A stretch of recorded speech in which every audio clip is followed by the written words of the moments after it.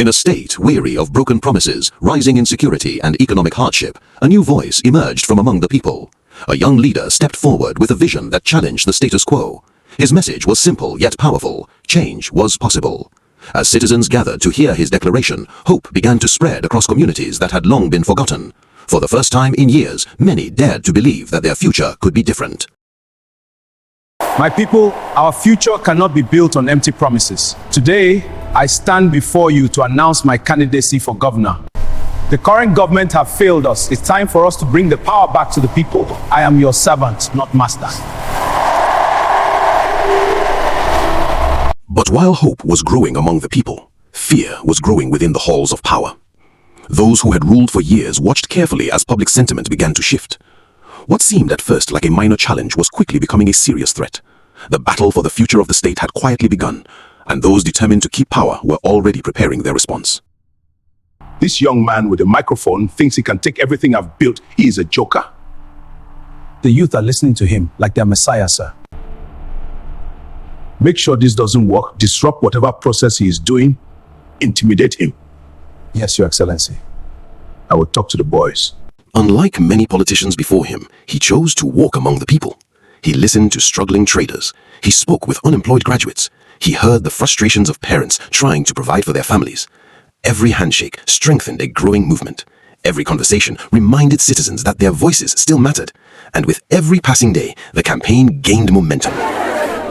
My son, our children graduate every year, yet there are no jobs. Things are hard. Mama, I hear your concerns.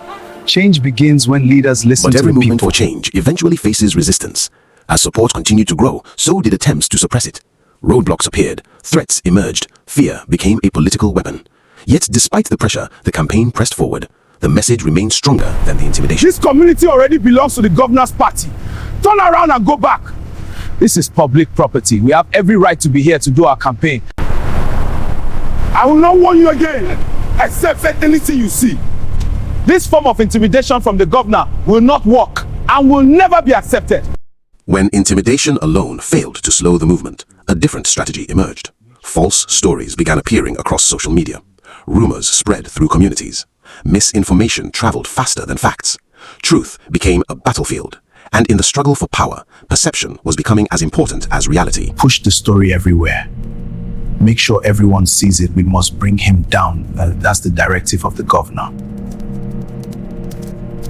Among those most inspired were the young people, students who had watched opportunities disappear before their eyes, graduates searching for jobs that never came, a generation eager to shape its own future. What started as support soon transformed into a movement, and that movement was growing stronger every day.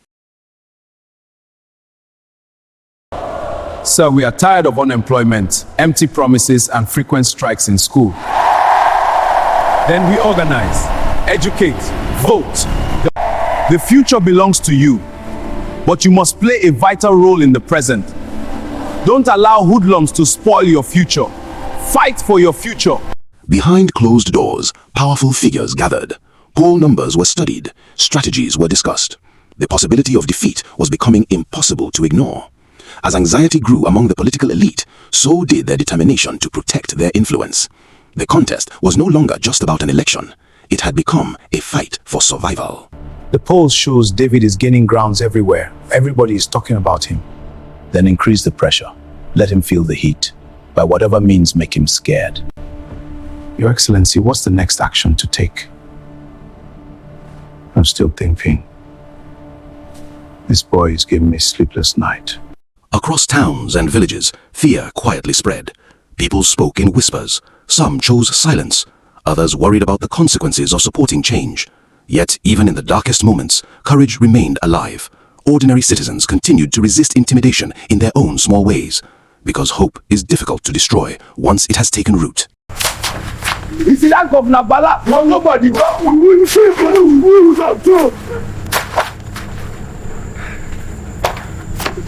As election day drew closer, tensions reached a boiling point.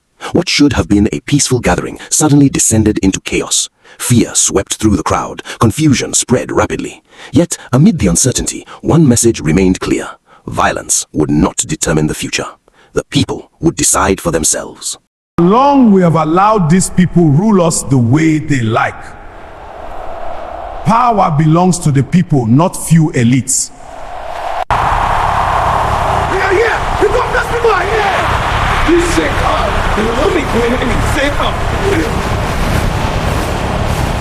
This is so bad that our governor has resorted to violence against its own people. We will resist them. Then came the warning.